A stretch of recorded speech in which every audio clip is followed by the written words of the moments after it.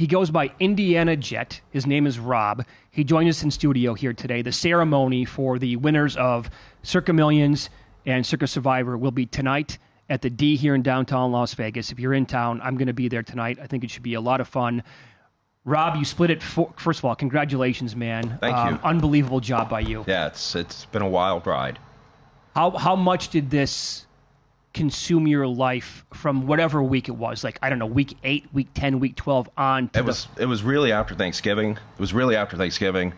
When Detroit lost and the field got cut in half, I think we were down to like about 200 contestants. I was like, oh, this is getting serious.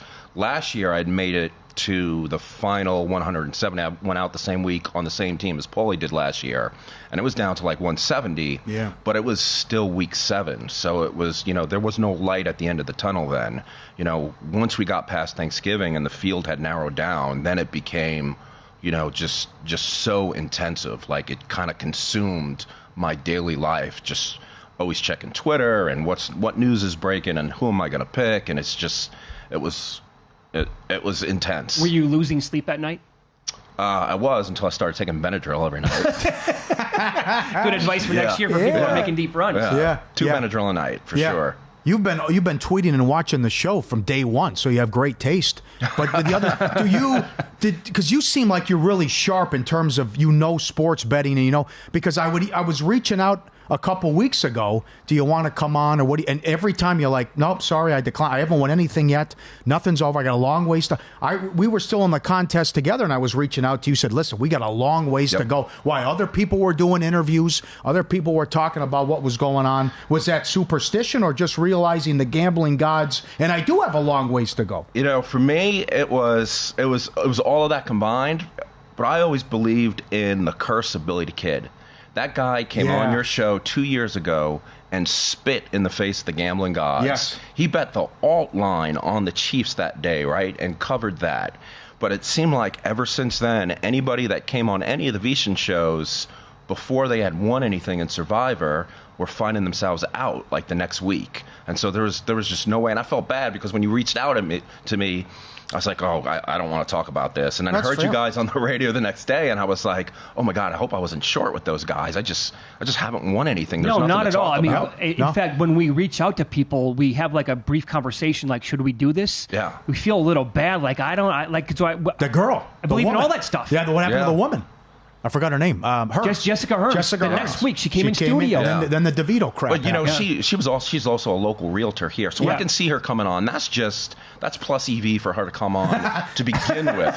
Just getting herself out there and marketing. Yeah. So I felt bad when she went out. Although Paul, I never actively rooted against any of the other contestants. But I might have bought some chicken cutlets that night when Green Bay was playing the Giants. Sure. Yeah, absolutely. That did a lot of damage. Did you have any close calls? I was on the Steelers, Week 10 against Pittsburgh. They had to intercept Jordan Love twice in the final 2 possessions in the end zone to pull that game out. And then I was on that Baltimore game back in Week 14. Was that against the Rams? Against the Rams, yeah. Oh, wow. Yeah. What were you like? Are you thinking tie there, too? Absolutely. You got to win the game. Oh, absolutely. I'm worried about everything. You don't get the ball to start. It's Rams ball. And that's why, I think at one point in time when we were communicating on Twitter, I was like, I'm smart enough to know that I'm lucky to make it this far, and I'll be lucky to win next weekend. Because you never know when a tipped pass or somebody falling down or a bad call by an official. In that case, the bad call helped me. But you never know. You can't control that. You can crunch all the numbers and do all your research, and you can't control that. Okay, so when that game's being played and it's that tight in overtime, are you scrambling to try to find, is this game going to end in a tie? Live bet that, because ties lose here in Survivor. You're out. I did not do any hedging whatsoever until week 17. Wow. I was pretty confident in my picks going through the whole process. And the whole hedging thing to me, I guess it's, it all depends on who you are as a person. It's what's right for you. But I felt like if you start hedging too early, you can find yourself in a huge hole that you can't make up. So, I hedged a little bit in week 17. Who'd you have in that week? I had Houston. Hedged a little bit in week 17, lost that bet. They covered the spread. I hedged last week a little bit. They covered the spread. But with those other 2 guys on the Raiders, I came back over the top and put a pretty big bet on the Raiders, and I basically won back all the money that I had lost hedging. Good move, because you had the Bengals game early. Yep. It was you and another entry yes. who were on it. So then it was down to 2 potentially here if the Raiders lost. So then you had to, and that's how you got it back. So I'm taking, it was just me on the entry, so I'm taking the clean 2.3. It's, it worked out for me. Good job. Incredible. Why were you on? Everyone was New England at Denver Christmas Eve. Why not take Denver there with their playoff lives? What got you off Denver at home to New England? Yeah, that was another funny story. So Denver was never a consideration for me that week. I did not trust the Broncos. I thought they were doing everything with smoke and mirrors. The 2 things that New England did best on offense, run the ball and the short passing game, particularly to the tight ends, were the 2 things that the Broncos had trouble defending. And I just didn't trust Belichick. It was predicted to be a bad weather game. I could see Belichick just shortening the game up. So it was never really a consideration for me. I was on the Bears from day one that game. My second pick was probably going to be Green Bay, but they had too many injuries, so I faded off of them. But it's funny, I'm originally from New York, originally from Brooklyn, New York, and I was driving from Indiana back to New York that Friday to visit family. And Joneser comes out on Twitter, and he's like, I'm taking the Bears.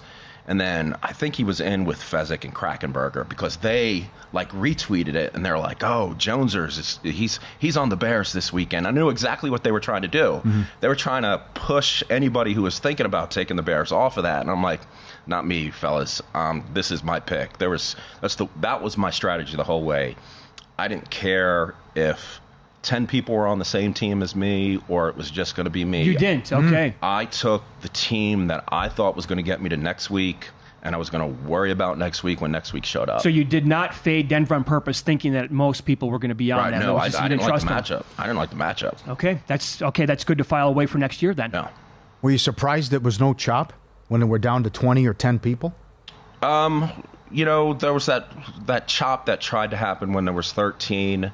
Obviously, I'm glad that didn't happen, but it kind of caught me by surprise. I thought it was a little bit too early with a little bit too many people, but it was also one of those things where I was in on it. I didn't want to get left out on the cold. I'm getting random DMs on Twitter from, an attorney here in town who's helping organize this, and I'm like, well, I don't want to get shut out on this. But in the long run, I'm glad it didn't happen. So for people who make a deep run next year, and they're looking to monetize it, but they don't want to go your route because you were confident, obviously, in your picks. You only had 2 games, you said, that were close calls. Yeah. That's abnormal. Yeah. Typically, in a 20-week season like it is out here, you're going to have 5, 6, 7 close calls. Yeah. You avoided that. Would you have any problems for people next year? Let's say they get down, the ticket's worth $100,000 at one point. Any problems whatsoever selling that ticket if they wanted to? I mean, it's up to the individual person. For me, this contest was always part of the gamble, right? I'm one of those guys that helps build these palaces. When I come out here, I'm not looking to sit down at a blackjack table and grind it out for 6 hours to make a couple $100. I play the games that the house has a much bigger edge, but, you can win the progressive. So for me, this contest was always about getting to the end and winning the big prize. So I never had really any thought of selling a piece off. If I lost my entry in week 16 and I didn't monetize it and I was out $7,000, I was going to be fine with that. But it's up to the individual. It is totally. You got to be fine mentally with that decision. Absolutely. Also, you had Philadelphia on Christmas Day and not Kansas City, which everybody did. Yeah, well, right. So I had 7 entries. 6 of them were gone by week 5. And it just so happened, I actually went back yesterday and looked at them because the only thing I really planned out were the holiday games. And of the 7 entries, 2 of them I had reserved Dallas and Philadelphia. And the rest was a mixed match of either Detroit. It was going to be either Detroit or KC. So I was just lucky that the entry that happened to make it through was one that I had reserved Dallas and Philly for. Incredible. Yeah. Great job. Unbelievable run. Yeah, I appreciate it, yes. Have fun with the money. Yeah, well, I haven't even thought about that yet. You know what you're going to do with it yet? No, come on.